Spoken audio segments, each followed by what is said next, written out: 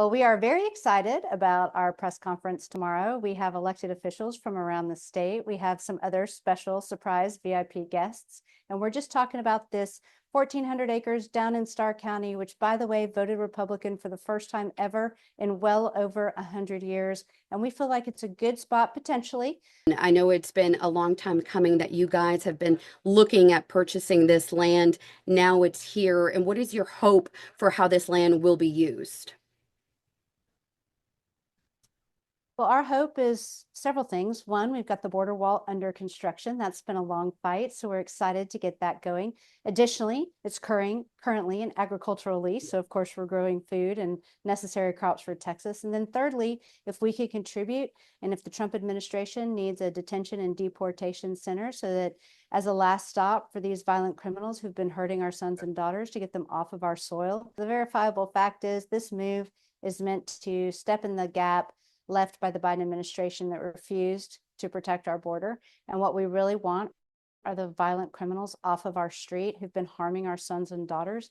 When you look at the parents suffering the terrible loss of their children, and they knew that there were multiple opportunities where law enforcement had these people in detention, and yet the ICE detainers were not honored, not enforced, and these people are allowed to walk out in the jail and perpetrate additional crimes. How do you look in those parents' eyes and say, this is something we should keep doing? In my opinion, that makes those people who continue to let those criminals out an accessory to those crimes. And what we want, again, is our communities to be safe, and these violent criminals that are here illegally, we want them off of our soil. We do not want to let them hurt our sons and our daughters anymore. And I do not want another parent to have to experience that pain.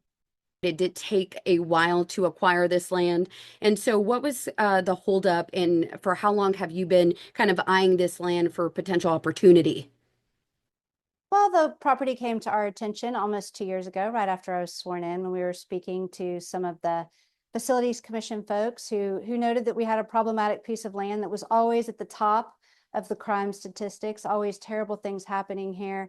The owner was not allowing law enforcement to be on the property, which of course the bad guys know they get a free pass when that happens. So worse things then continue to happen. And she was of course blocking the wall. So we assessed the fair market value. You know, we have a very independent and multi-step process before the state can acquire property. So it just takes us a little bit of a time to work through our process, but we're excited to have it purchased. Within 24 hours of having the property purchased, we had the right of way for the wall done and that signed, and of course construction on the wall has begun. And then tomorrow we're going to have some new announcements, so stay tuned.